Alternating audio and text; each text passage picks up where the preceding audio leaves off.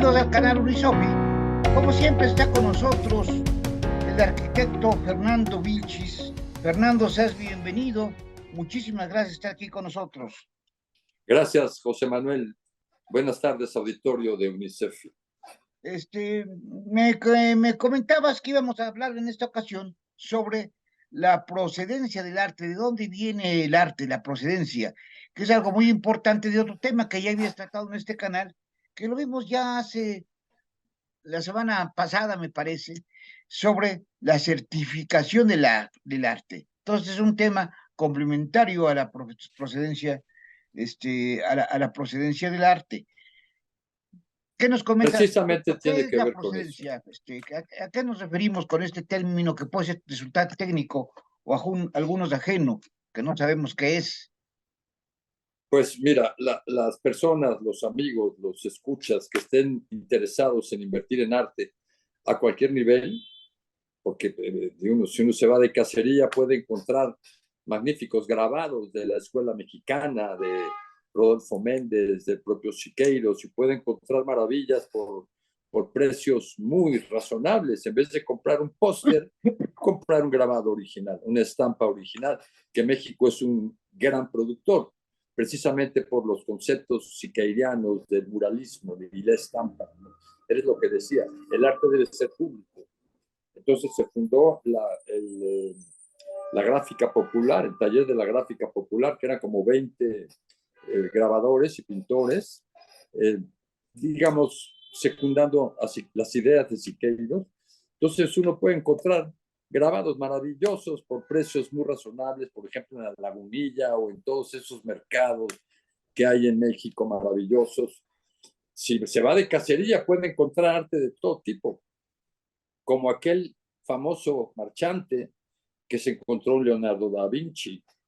Todo lo que hizo para poder lograr que su cuadro se vendiera en 450 millones de dólares. Hace 5 años el cuadro se llama Salvator Nostrum o algo así.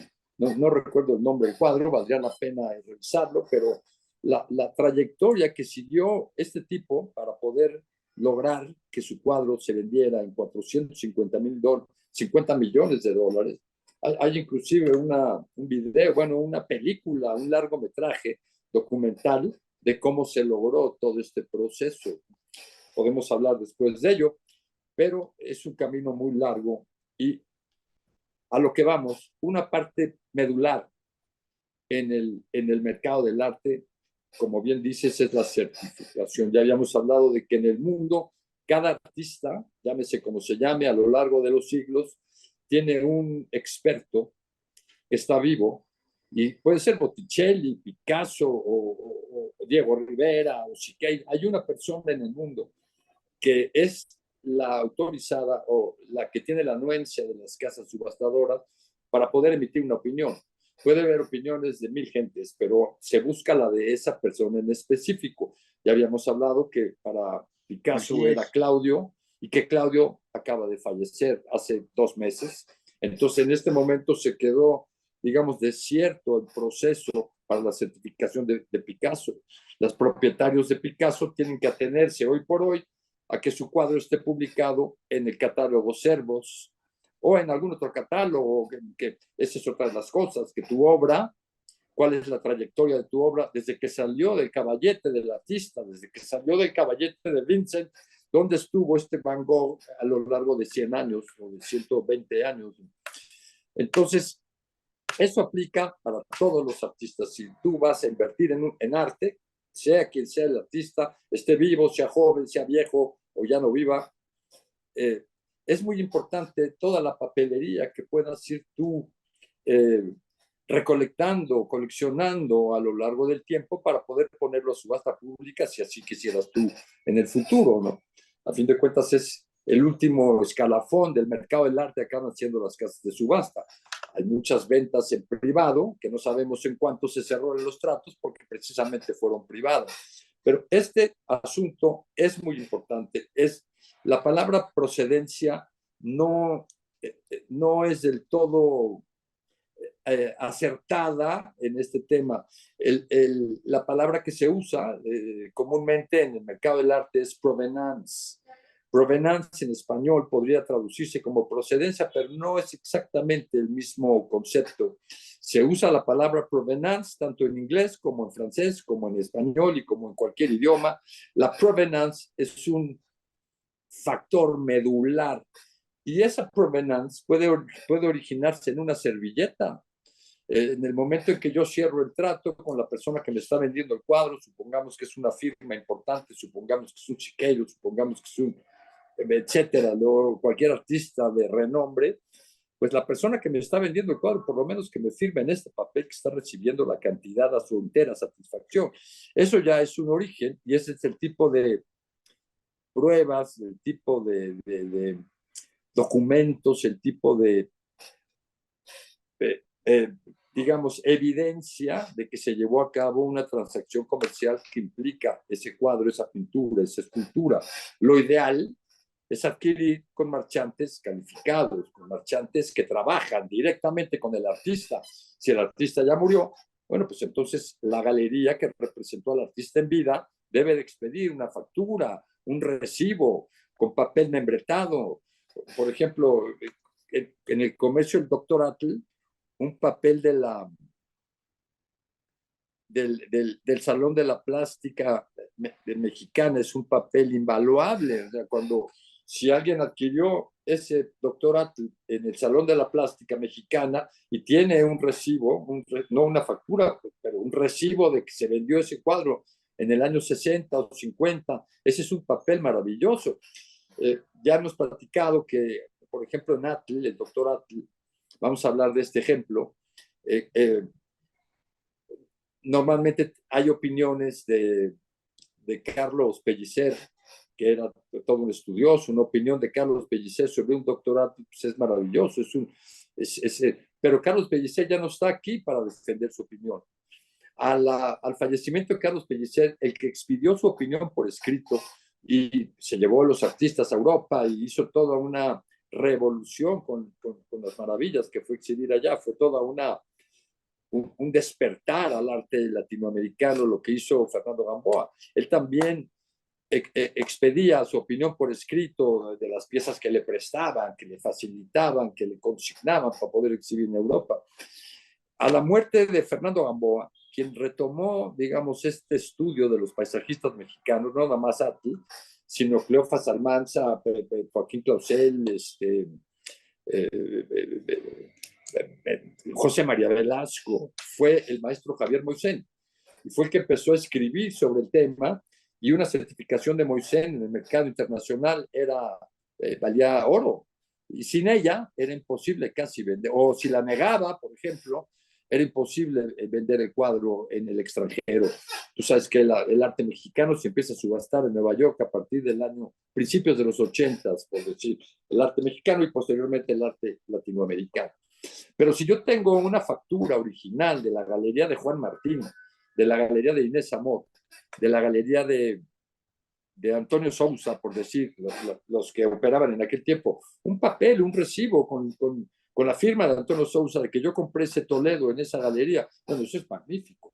Esa es la procedencia a la que yo me refiero. El tener un documento que avale que el cuadro no es robado, que el cuadro tiene una trayectoria, que ha sido exhibido en tal y tal exposición, que ha sido publicado en tal y tal manual o ensayo o catálogo de... Eso es lo que le da la validez a tu pieza y eso es lo que le da el gran valor económico. El cuadro de Van Gogh que se vende más caro no es porque sea el mejor Van Gogh, es porque trae la mejor trayectoria, la cadena de custodia impecable. Y eso es precisamente lo que significa la provenance. Si yo tengo un doctorado que tiene una opinión de Carlos Pellicer y una opinión de Fernando Gamboa y una opinión de Octavio Paz y una opinión por escrito de Javier Moisén, bueno, pues entonces tenemos, hoy por hoy, el día de hoy, al fallecimiento del maestro Moisén, las casas subastadoras solicitan la firma de Andrés Bleistein. Andrés tiene su fundación, es un gran coleccionista, muy conocido, una persona muy apreciada en el ambiente del arte, un gran conocedor. Y bueno, pues, hoy por hoy, aunque tenga la firma de Gamboa, aunque tenga el ensayo de Octavio Paz y aunque tenga la opinión por escrito de Carlos Pellicer y de Javier Moixent, si no tengo el aval de Andrés Bleistein, no puedo subastar ese doctorado. Hoy por hoy así sucede, y sucede con todos los artistas. Así que si alguien que nos está escuchando está interesado en un artista joven, está interesado en visitar galerías, está interesado en convivir con una obra de arte por el simple placer de hacerlo, porque le gusta, de cualquier manera, tiene que tener su trayectoria muy bien cuidada y abrir un expediente y tenerlo muy bien ubicado para poder incluir nuestras obras de arte en nuestro activo circulante. Eso es, Fernando. Ese es el concepto de provenance, José Manuel. Fernando, y este concepto de provenancia, digo, nos está diciendo francamente de dónde vienen estas obras de arte, seguir una línea, como tú dices, una cadena de custodia de desde dónde vienen. No siempre es un concepto diferente que podemos tratar en otra ocasión a la autenticidad, ¿verdad? Sería un concepto diferente, Mira, la autenticidad. lo que En pasa última es como instancia. es un concepto diferente, pero como ya hemos platicado, puede equivocarse la persona que está expidiendo un certificado, puede equivocarse, digo, no somos, hay un hecho que retrata esto que te digo, a principios del siglo XX había 1000 Rembrandts, al final del siglo XX solo quedaron 300, y todos los demás Rembrandts que había en el mercado, que había registrados, acabaron clasificados como a la manera de Rembrandt, del tiempo de Rembrandt, de la región de Rembrandt, de la escuela de Rembrandt, de un estudiante de Rembrandt. Ya no quedaron como Rembrandt, muy diferente que te digan esto es de la escuela de Botticelli a que te digan este es un Botticelli. La diferencia en el precio, en el valor es extraordinaria.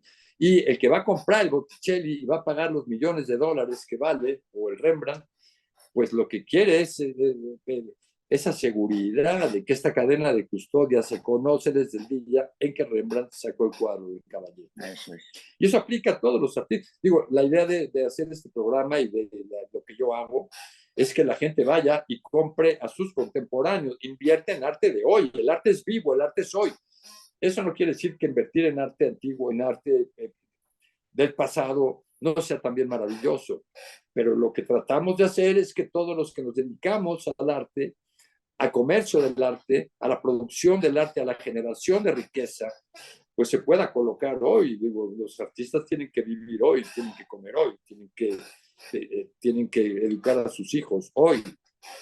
Sería una pena que en estos tiempos de comunicaciones al instante tuviéramos que esperar a que el artista falleciera para que pudiera revaluarse la obra. Tiene que vivir hoy como en Nueva York, como en Roma, como en París. El arte es vivo. Si voy a ir a ver un ballet, lo voy a ver en vivo. Si voy a leer a una novela de un novelista, pues se antoja que sea un novelista contemporáneo. Qué bueno que leamos a García Márquez y a Shakespeare, pero se antoja que podamos ver lo que están proponiendo nuestros artistas contemporáneos. O sea, a fin de cuentas, un artista es un cronista de su momento histórico. No, muy buena frase. Sincroniza su momento histórico, un artista, yo creo que es algo muy apropiado esto. Aunado a que pues hay ahorita cada vez hay más producción y mucho comercio en línea, muchísimo, de todo tipo de arte, ¿no? Ya hablaremos de esto después, Fernando. Y sobre Claro que sí.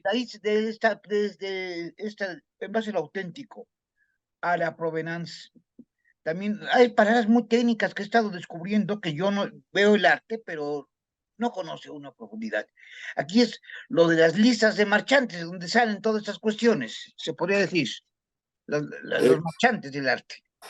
claro, claro, es importante. Si vas a invertir en arte, que tengas un asesor, que te conozca, que sepa cuáles son tus gustos, cuáles son tus necesidades. Hay arte que no puedo exhibir posiblemente en la sala de mi casa si tengo niños menores o no lo sé, ¿no? Alguien que entienda tus necesidades, la de tu esposa, tus necesidades de inversión. O sea, cuando compras una pluma Montblanc o cuando compras unos lentes Ray-Ban o cuando compras un Ferrari, estás, digamos, la estética, el arte es de primera necesidad, siempre lo ha sido. No nada más para los reyes, para todos los que somos caminantes en este mundo, ¿no?